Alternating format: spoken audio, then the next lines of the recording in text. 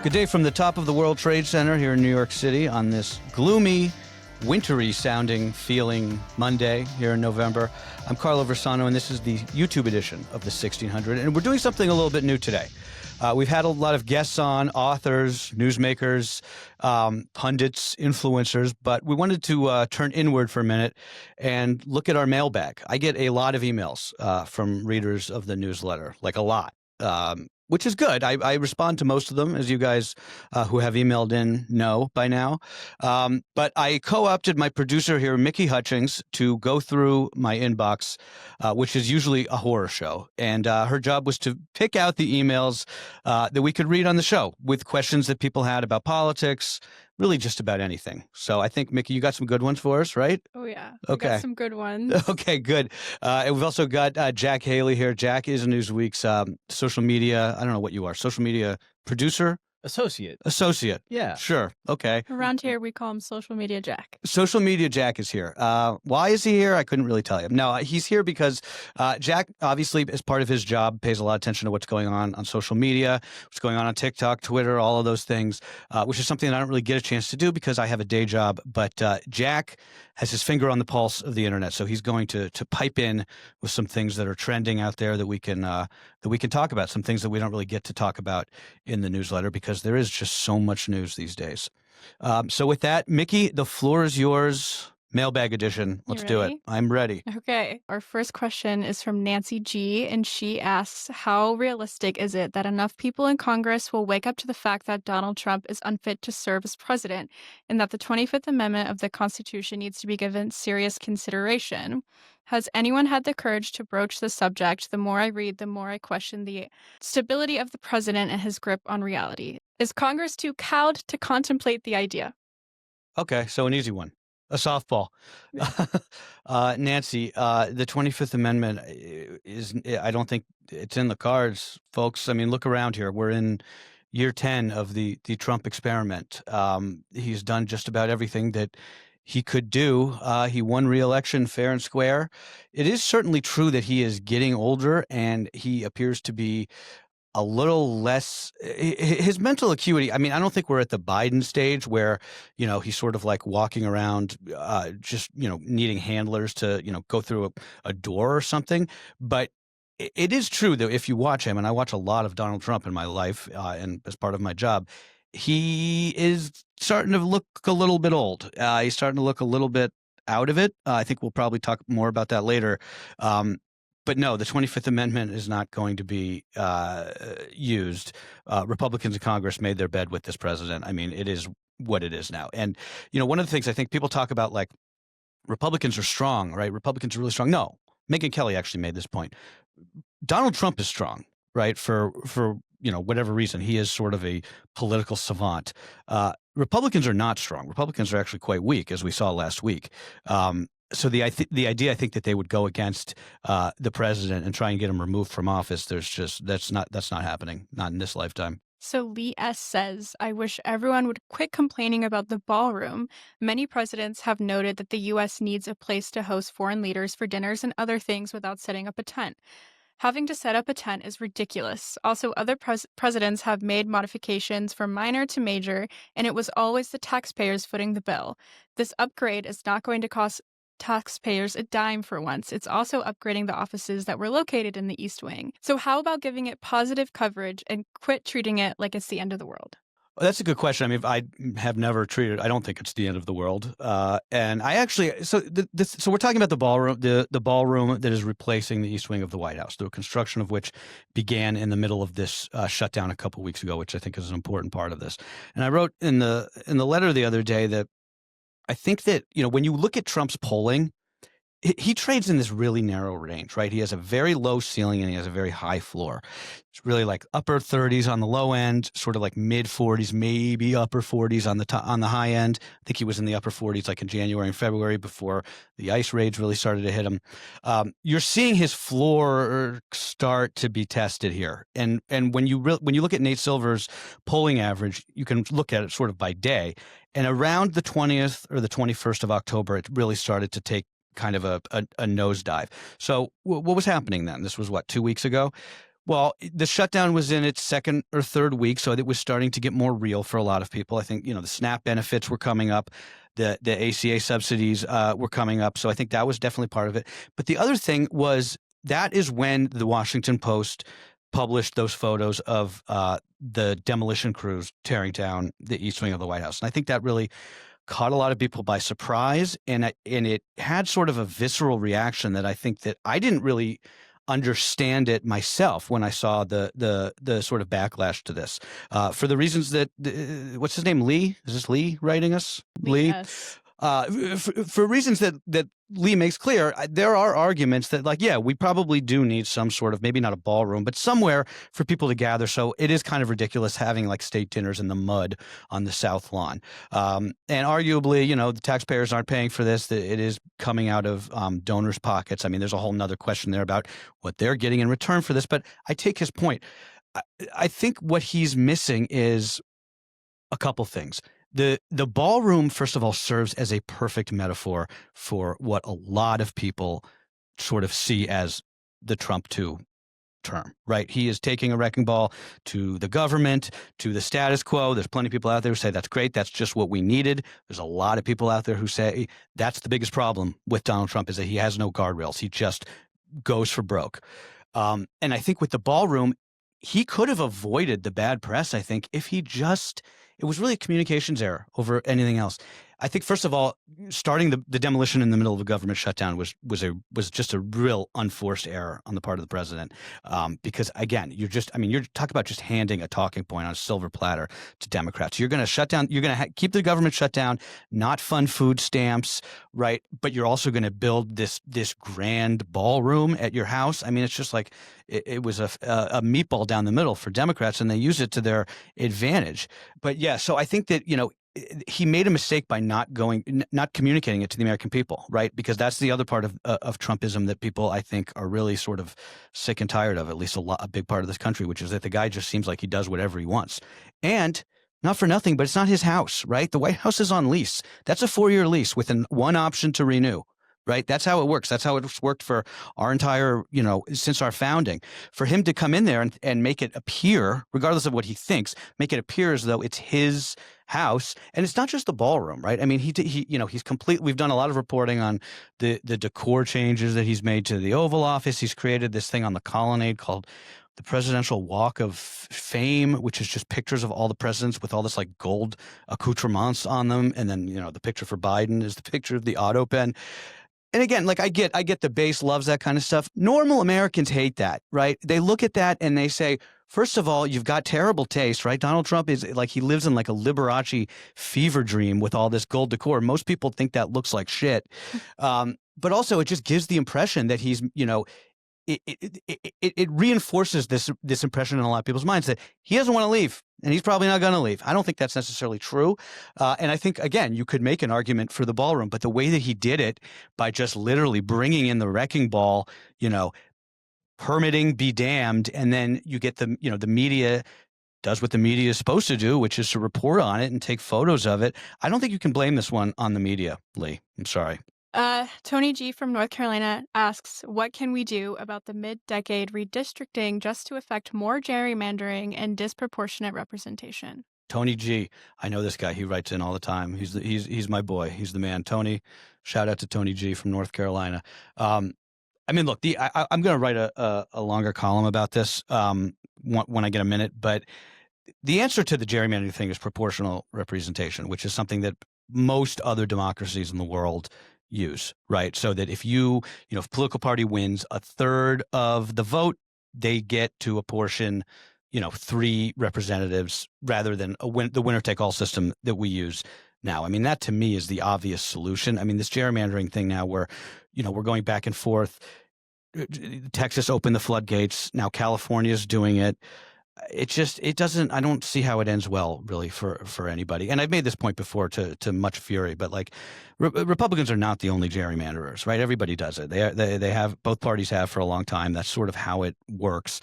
You have this Supreme Court case coming up where they're probably going to nuke this section of the Voting Rights Act that has to do with apportioning districts by race. That's going to change everything. So let's hold off until the Supreme Court comes back with that decision, because that will, I think, sort of that will determine how, what we can do or how we can think about this going forward. But yeah, to answer Tony's question, the answer is proportional representation. That's the bottom line, I think. Yeah. Tim opines, I think for the first time, I'm going to have to disagree with you on nuking the filibuster. I believe it would be the chaos of back and forth and worse than the chaos of nothing getting done. I think the better option is to one, drastically reduce the use of presidential executive order, and two, force/nudge politicians from extreme positions toward deliberative benefit for Americans. One way on that would be a third or more political party. Another way is to rise up and vote the extremists out of office forever. What say you? Well, I mean, I'm on record saying that, yeah, we've long needed a third party in this country. Well, one that actually has influence, right? I mean, we've got plenty of third parties now, but they're meaningless. Look, so the backstory here, if you haven't been reading the newsletter following this discussion we've been having, is, I went on record last week saying, like, Trump is out there and he's talking about, he's been telling the Senate Republicans, nuke the filibuster, get the government reopened. They haven't wanted to do it. This is the one thing it seems like Senate Republicans are like going to put their foot down on. Senate Democrats, however, would nuke the filibuster. The only reason they hadn't last time they were in power is because of Joe Manchin and Kyrsten Sinema, neither of whom are around anymore. So the argument for, or the argument against nuking the filibuster is that's the one thing that's sort of like keeping a reckless president from just having complete power, right? Because he would only need 51 votes to get through his agenda. Obviously, that's much easier than getting 60 votes, which is virtually impossible in our polarized era. The point that I was making is, like, the filibuster the filibuster exists for a time that no longer is with us, right? Like, our politics now is, it doesn't work. Like, you can't get 60 votes, right? The idea is that it's going to get people to cross, party lines to vote on things. But what it really does is it just creates gridlock. The reason why Congress is gridlocked is because of the filibuster. So I say, yeah, just nuke it. Like, and you know what? Let Trump pass everything he wants. And then Democrats will have an opportunity to run against that in 3 years or less, in next year, right? The thing that I wrote in the newsletter is, lawmakers need to start making laws again. Like, that's their job, right? That's what they're there for. That's why we vote for them. That's why you become a senator, to make laws. They don't do that anymore. I don't really know what they do now, but they mostly go on TV and they shine the shoes of the president if they're in power, or they go on TV and rail against the president if they're not in power. But if you got rid of the filibuster, it would make these people put their names on votes, and then you could hold them to account in the voting booth every 2 years, right, or every 6 years for senators. But the fear among Democrats is you do this and you just let Trump run wild. But I think what would actually happen is, he would be able to pass more laws, but that's better than this thing that we're doing now, where it's just he rules by executive authority. And again, he's not the only one to do that. Biden, this has been going on for a while. Trump just, as he always does, he takes everything to the max, right? So he signs all of these executive orders. Then they get struck down in court, or they don't. And then the next president comes in and repeals some or repeals others. If you just legislate and get, buy-in from, you have to get buy-in from voters without the filibuster. So anyway, that's hopefully a half-assed answer to his question. Okay. Deb from Connecticut says, I'm not political. That's why I appreciate your honest take on what's happening in the world. I'm an independent who voted for Obama, Trump, hated Hillary Clinton, and Kamala Harris even more. Do you think Gavin Newsom will lead the Democratic ticket? I hate him more and feel we would go back to a Biden mess. Already worried about the next election. Deb, a lot of haters, Deb. The Obama Trump voters are fascinating to me. It's so bizarre. But there's a lot of them. It's not just her. I know some of them myself. It's interesting. I was listening to Ezra Klein's podcast the other day, and it was after the election, and the point that he was making about Newsom is, people don't like Gavin Newsom because he comes across slick and he comes across as a politician. But it is because he is a politician and because he is smart that is the reason why he was able to get this big win last week with the ballot initiative on redistricting that we just talked about, getting that through. So I understand what people are saying. Like, I don't think that he would be a good general election candidate for the Democrats because I just think he's got so much baggage, right? He runs California. California's a great state. It is a truly screwed up state in a lot of ways, right? They really do, I can just see the ads that Republicans would make if Newsom was the general election candidate, right? It's a state that gives health care to illegal immigrants in some cases. This is a state where, the homelessness situation is really out of control. It's extraordinarily expensive. They haven't done nearly enough building of housing or infrastructure. I mean, you could just do the case study of the disaster that is their high-speed rail to show how ineffective the governance of California has been. So it's hard for me to imagine he would be a good general election candidate. I think he will. I mean, who knows? But I think as of right now, he would win a Democratic primary for sure. And he is, when you listen to him speak, he's very smart. He's very persuasive. He does come across slick. I think, somebody said a while back, I put this in the letter, he looks like the kind of guy who would fire your dad. And I think that's sort of like the problem that he has is sort of like an aesthetic problem more than his politics. But one thing I do like that Newsom does is he talks to the other side. Like, he got a lot of crap for starting this. I don't know if he still does it, but he started this podcast earlier this year, and he brought on a lot of people from from sort of the MAGA right. So he had Charlie Kirk was one of his first guests. I think he had Bannon on.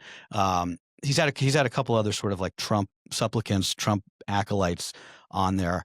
And a lot of Democrats, including Democrats whom I know, would say, "What are you doing, Newsom? Why are you giving auction? Why are you platforming these people?" But Newsom's right about this. Like, you have to look at politics as a give and take where it's about persuasion and saying, as so many Democrats do, that, look, if you're MAGA, I don't even want to talk to you. You're not worth even trying to argue with or trying to persuade. That's just wrong. I mean, first of all, it's just stupid politically because it's a big chunk of the country, right? I mean, Trump did win the popular vote. He has a lot of supporters, even if he's fairly unpopular at the moment. But I think it's also just good for this sort of like American discourse to have people talking and arguing with one another. And Newsom, this is not a new thing. Newsom did a debate with Ron DeSantis on Fox News, with Sean Hannity a while back. Maybe it was last year or the year before. So he's able to out there and he's able to go out there and do battle. And that's what Democrats need. So I understand why he is coming across, why he has the numbers that he does right now. I just worry about him in a general election. I really do. You mention going out and interacting with other people and kind of being on those inverse media channels. I think that's something that his kind of projected opponent in a lot of those races, J.D. Vance, was so successful exactly in 2024. Vance is the same way. Yep. Every week he was on, it was either MSNBC or CNN or one of the podcasts that were left leaning, and he was constantly going and challenging those ideas. And even if he wasn't winning over voters, he was able to paint himself. He comes across as articulate, smart, totally. Right? I mean, I don't agree with most things that J.D. Vance believes, but he certainly comes across as a smart, thoughtful guy. And I think that, Newsom is the same way. And this was the mistake that Kamala Harris made and the Democrats have been making for a long time, which is thinking that you can just talk to MSNBC and the people who read the New York Times, and that's going to be enough to carry you across the finish line. And it, maybe it is in New York, maybe it is in California, but it isn't going to be in Idaho, right? It's not going to be in Florida. So you have to figure out a way how to bring back some of the people that went into Trump's camp. And I mean, Jack, I'm sure that you saw this. There was a poll from Emerson this week that showed the generic ballot, what the generic ballot would look like among 18 to 29-year-olds. So this is a group that swung towards Trump, right? That he made all of these inroads in last year, young people, especially young men, which was incredible to see how he pulled that off. They're sick of them already. Right. I mean, if you're Democrats and you're looking at this, you're saying these young people are up for grabs, right? They are not MAGA. They are, they are upset. They are furious at the hand that's been dealt to them in so many ways. Right. That means that they're persuadable. they're not natural Republicans. They're not natural Trump voters. And the fact that they are already falling away from him a year later is a remarkable, I mean, I don't know what you would say. I guess it's an indictment of just the MAGA rules of persuasion, because they got these people and they weren't able to keep them. Yeah, 100%. Although I think that might be, a little bit of caution for the Democrats as well. I think a lot of them ended up as Trump 2024 voters because the Democrats lost them originally. Right. So I think Democrats need to be careful with conflating um, Trump losing support and them gaining support. I Exactly. think Democrats are nationwide are really at risk of seeing those polls and thinking it's them doing something right more so than the Republicans again losing those votes or Well, that's a kind very of important screwing up point. that relationship. That's a very important point, because right, exactly. It's not that these people, it's not that those voters are fed up with Trump and they're back to being Democrats. They're back to being apolitical. They're back to saying, hey, the system doesn't work, right? Even when you bring in somebody like Donald Trump, whose whole thing is about tearing it down, he's full of shit too, right? It's just they're all, throw all the bums out. I'm not even going to pay attention anymore. So you have to do work to get those people back. It cannot just be I'm not Donald Trump. Totally, and that's the worst result for politics in the country is Yeah, people tune out. you cultivate a generation of people that are Just apolitical, and yeah, and they don't they care, don't. and they're beaten down. I mean, this is the thing that sort of propelled Trump to the presidency in the first place, because he was able to, to get to understand all of that resentment from the white working class. And now you're going to have all of this resentment from the younger Gen Z, sort of younger millennials, who you guys are both in that generation, right? I think I'm just out of it, but who have been totally screwed over the course of the last 10, probably more, for like 5 years, where everything from home ownership is completely out of reach to, student debt is just a complete joke. If you can even afford to go to college, if you can even get into college. I mean, there's stories now about people who did everything that they've been told to do, right? Go to a good school, study your ass off, study computer science, study engineering. And then there was a story in the New York Times a while back. There's people who graduated from Stanford with engineering degrees who are working at Chipotle, right? The AI thing is going to totally scramble all of this again, and that's going to be a huge voting block for, if not the midterms, 2028, right? What are we doing about the fact that we are displacing all of this white collar labor for AI to make these AI companies even wealthier? Let me ask you about that young male vote that swung for Trump. If it's a JD Vance, Gavin Newsom matchup in 2028, who do you think is going to get that vote? I mean, look, I think it's so hard to make predictions about 2028, because there's so many things that can happen between now and then. I think, and JD, we just did a big story today. I just edited a story for my correspondent Dan Bush at the White House. We're actually going to bring him on the pod later this week to talk more about this. But he did a big piece about JD Vance and sort of like how he's positioning himself for 2028. He's doing it in a very savvy way, right? He's not making the Kamala Harris mistake, Joe Biden mistake of like, remember, Joe Biden gave Harris the job of fixing the root causes of migration, right? Which is like, I mean, talk about a thankless job that nobody could possibly win. Vance is doing the opposite. He does not have a policy portfolio. His job is to go out, defend Trump, go on TV, and go viral on social media. That's his job, and he's succeeding in that job. The question is, he's always going to be tied to Trump just by virtue of being his vice president. So if the economy goes off a cliff in the next couple of years, I think that, Kamala Harris might be able to beat him in 2028. Not that she is or should run, but his viability as a candidate is going to be completely dependent on the economic situation over the next 3 years. Look, I think that right now, Vance versus Newsom, I still think Newsom would be a hard sell in a general election. But that would be a great matchup. There would be a lot of good stuff coming out of that. My favorite skeleton, I guess, in his closet is that his ex-wife is the ex-fiance of Trump Jr. Kimberly Guilfoyle, Yeah. right? Yeah. Yeah. He's got some stuff in his background that would definitely come back out. I mean, the fact that he, I know that everyone talks about it now. It's like old, but the fact that he dined at French Laundry, the super expensive restaurant in the middle of the COVID shutdown, I mean, again, like those pictures would be on billboards all over the country, right? And people hate that kind of stuff. They hate politicians who look like hypocrites. And Vance, I mean, I guess you could say Vance looks like a hypocrite in that he was, he called Trump a Nazi like 6 years ago. I guess a little more now, and now he's his vice president. But Let's Vance be has fair, also addressed that. His entire cabinet did that. Well, right, exactly. I mean, first of all, I think people, that's just like, again, that's par for the course.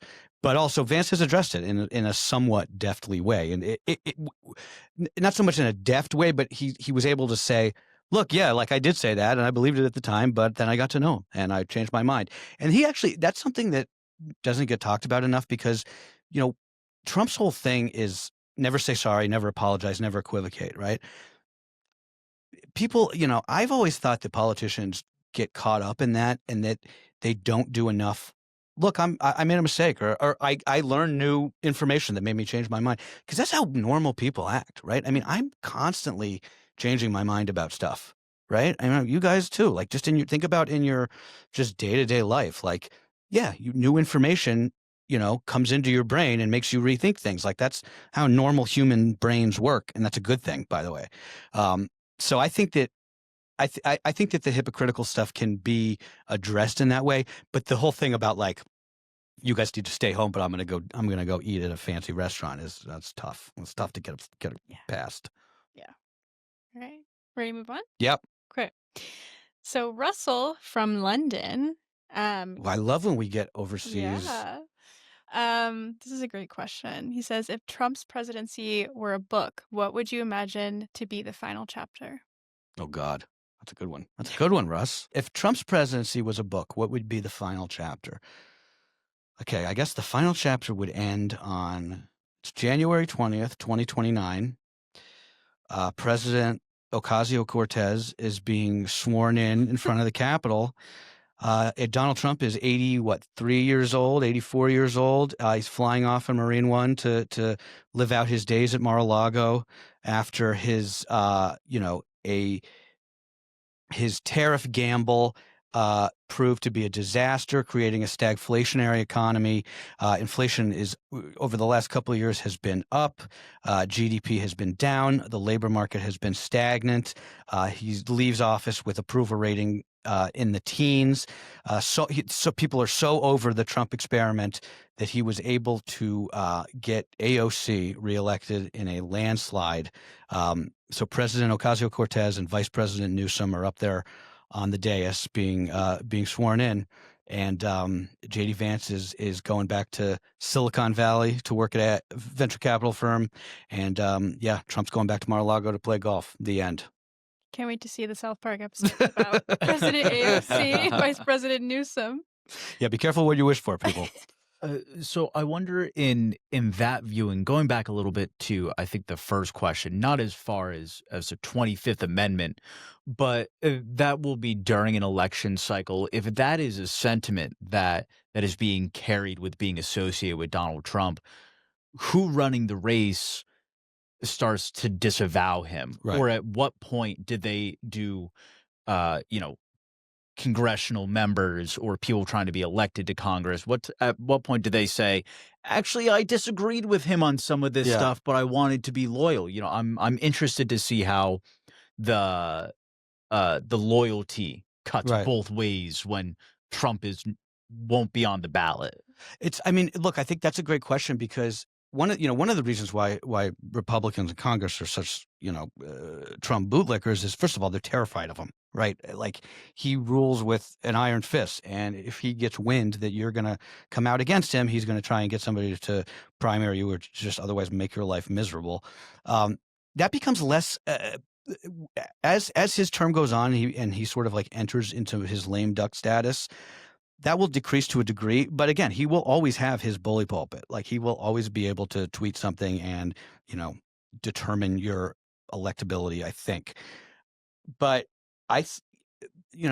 politicians are responsive to polls. If we start to see the Trump support collapses through that, 38, 37 range, there's going to be more equivocating on the Hill about, I don't know, these tariffs might have been a bad idea.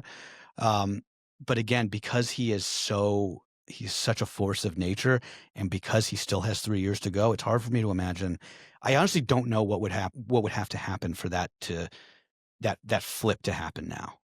One of the things I've noticed a little bit recently is with Marjorie Taylor Greene Yeah, she's interesting.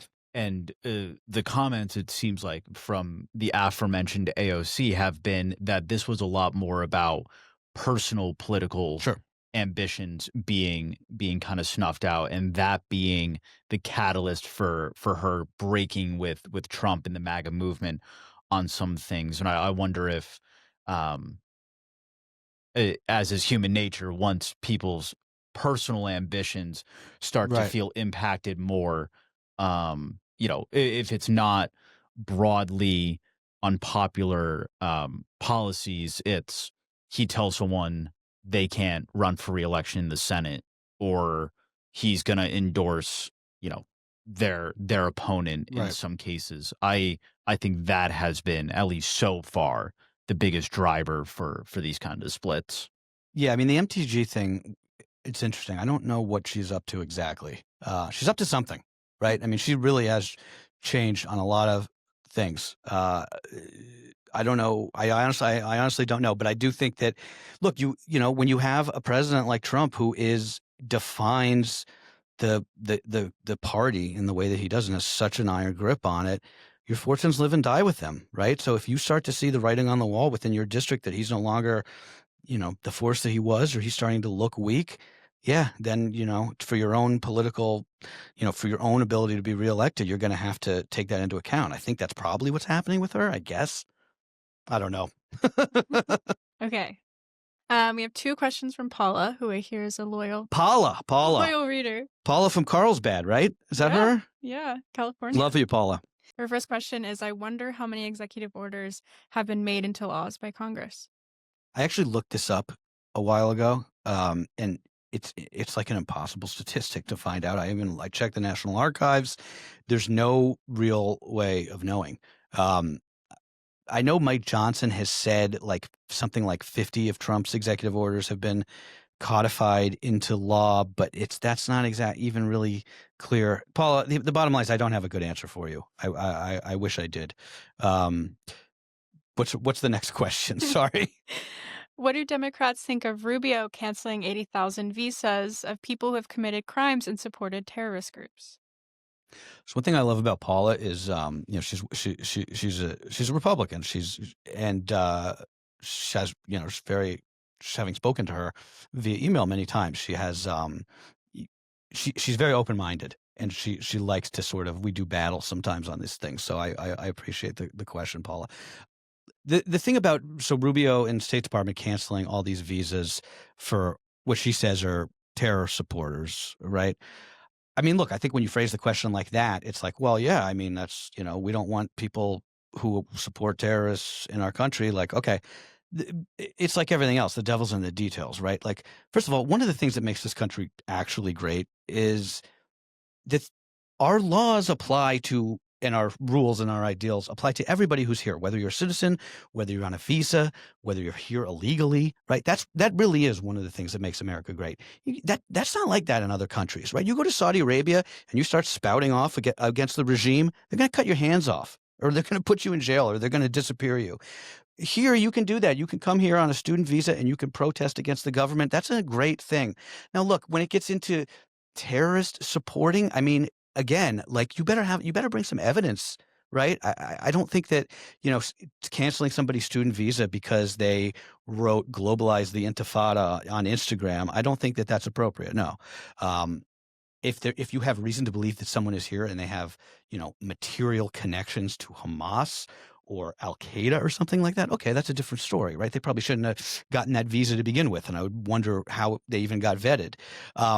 But yeah, I just think that, the way that the way that the administration is doing this thing by clamping down on these visas and expelling people for things they wrote on the internet, it's a slippery slope like everything else. There's no due process at all. I appreciate that these people aren't entitled to due process technically, but I just think it's getting away from the spirit of this country, which is that when you're here, we're a free country. You can say and you can do within some reason what you want. And people don't have to like it, but again, that's the beauty of this experiment, right? We're gonna round out the question segment with a couple fun ones. Last week there was quite an uproar about your comments on dentistry. Oh God. If I'm called an anti-dentite one more time. Okay, so Mike, who is a retired dentist after 37 years in private practice. Love you, Mike. He I don't said- hate dentists, for the record. He says on pediatric dentistry, you need a lot more info before complaining. Sounds like an anti-science comment, and I hope you'll ask a dentist you trust why we should let dental infections go untreated in children! Exclamation point. Decaying teeth left untreated cause infections around forming permanent teeth. Enough said. Period. Was this Mike? This is Mike. Dr. Mike? Okay. All right. First of all, if you're listening to this and you don't have any idea what we're talking about, this is because I took my daughter to the dentist last week. She's 4 years old. They make you come in twice a year for checkups, which is already ridiculous. So we came in. They had to give her a bunch of x-rays, and we had to pay for those x-rays because I guess that's not part of the insurance. Then we had to come in a week later, and a couple of days later, rather, and she had to get more x-rays because they saw something like a pre-cavity in her molar, which is a tooth that she is going to lose soon anyway. Also, what is a pre-cavity? I've never heard of that before. Yeah. Anyway, long story short, I went off on a little bit of a tangent about this because it seems to me like the entire dental industry is just built on a scam where they need something to always be wrong, right? Anytime I go to the dentist, which I don't really go that often anymore for this exact reason, I come out of there, I go in thinking like, I don't think you should admit that. You're gonna get flamed for that. my teeth are actually okay. But you go in and you're like, okay, I don't think I have any cavities. Nothing hurts. My teeth are good. And you go out with this list of things that you've got to get done. And you're like, well, I don't know. It's just like going to the mechanic. You're like, do I actually need this done? Or is this just something new that they can bill the insurance? So anyway, I appreciate dentists I appreciate dentistry as a job. I do not appreciate it as an industry because I believe that it is parasitic and that they're vultures. Okay. Last question comes from Ed B in New Jersey. He says, "Love the newsletter. Now let's hear your prediction for the next season." For the next season? Oh, finally, a good question. Ed B from New Jersey. Great question, man. Thank you for it. I think Jack, help me out here. I know you're a Knicks fan, or at least a Knicks watcher. I think they're looking pretty good, right? I mean, they haven't lost a home game yet. Yeah, absolutely. Unlike the Rangers, who are winless at home so far in this young season, I think the Knicks should have high hopes this year. They need to stay healthy. You need to make sure Tibbs isn't running these guys. Tibbs is gone. He's gone. Shows you how much of a fan I am. No, I think then they're playing. They get the new coach bump. Then they're playing well for their new guy at the end of the bench. Yeah, enough injuries in the East to keep them in the conversation. Well, I was going to say, so Celtics and the Pacers both are playing without their stars for, I believe, the whole season. So that's going to help us, right? Even though it kind of sucks to not have to go against those guys when they're at their best. Yeah. But no, I think that the Knicks, if there's ever a year that we're going to make it to the finals, it's going to be this year. And that's kind of how it always goes, where last year felt so magical, such a magical run, and it lasted, and it probably took a lot of good bounces, a lot of things breaking your way, all in one season for that to happen. And then usually you give it back the next year, and you lose a lot of those games you won by a couple of points the year before. But I'm excited.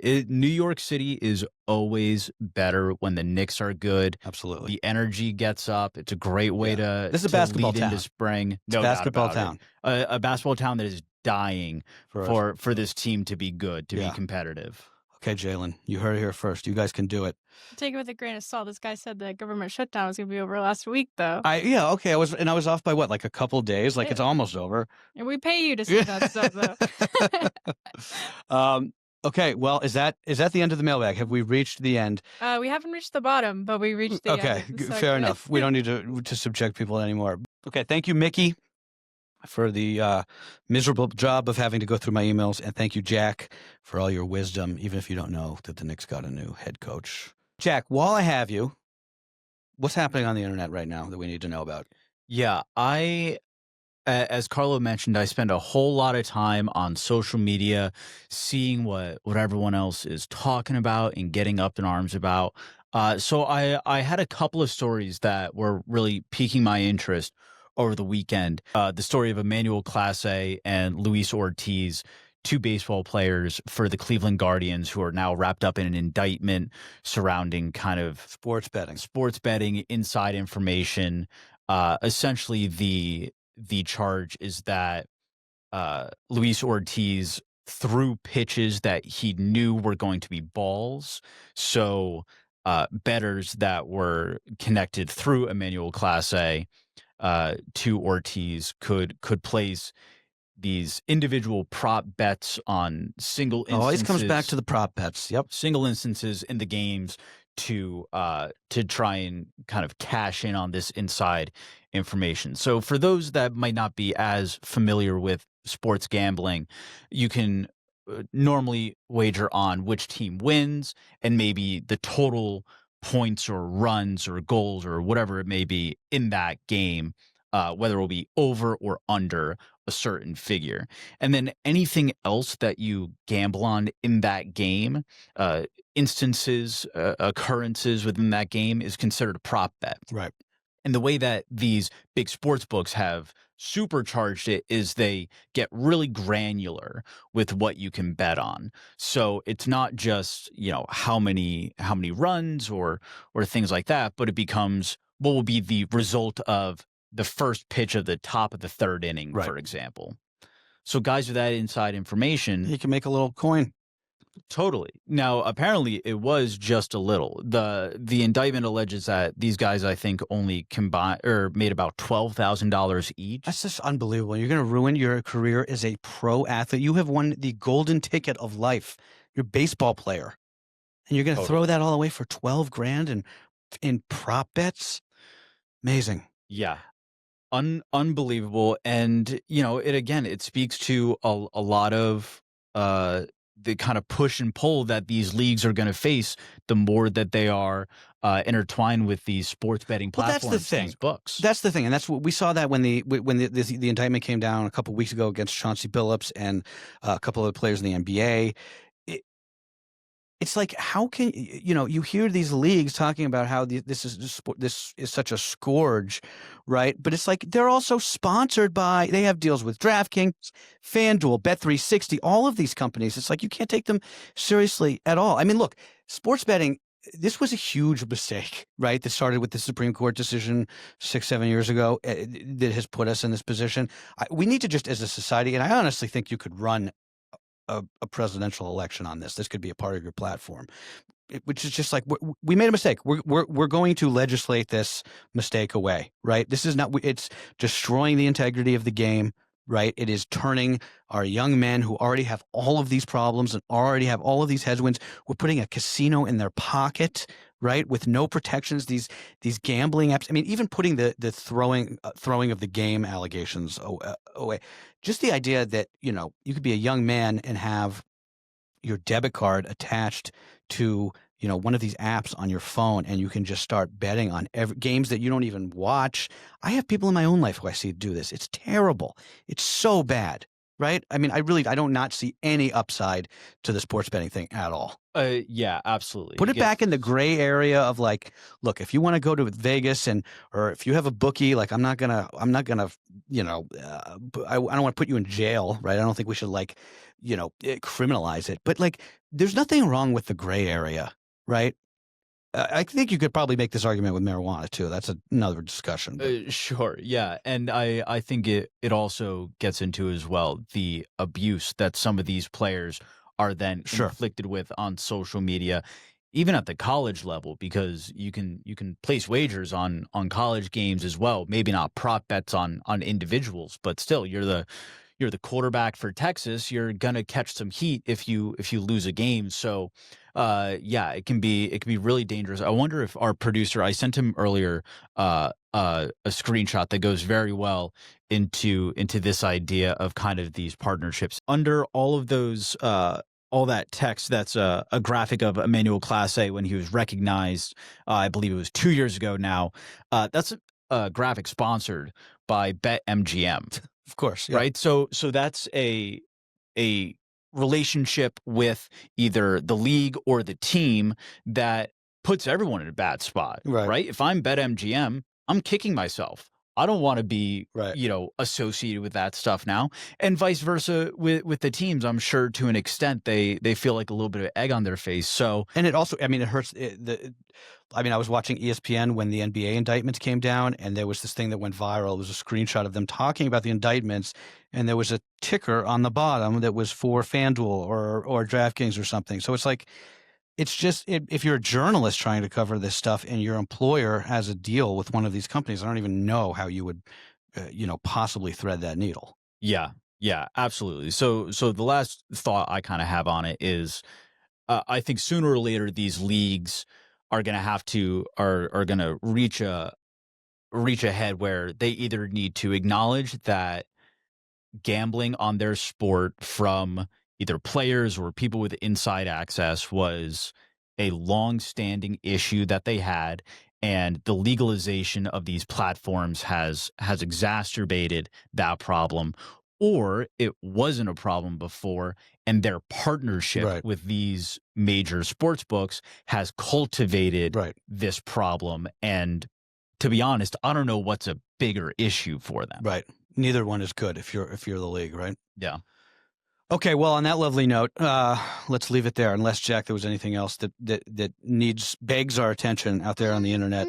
Well, I mean, there is one more. Maybe we can cut it here and we can say this for another time. But I think with the youth so enthralled with 6-7, I think it's time to educate you too. I don't know what this is. Perfect. And that's where we can start. So there was, it still is, a basketball player named Taylor Kinney who plays in the Overtime Elite League, which is a whole nother thing, but it's essentially for high school players that are good, don't want to go to college, and to try and find a path to the Right. NBA. But they're very social media focused, very digital oriented. And he heard this song by a Philadelphia drill rapper named Skrilla. Have I lost you already? Yeah, but keep going. Okay. And in this song, there's this looping bit of him going 6-7, whatever. Okay. But TK really enjoyed this, and he went to the social media managers at Overtime. He's like, "Hey, I want an edit, and you have to add in that 6-7 little soundbite to it."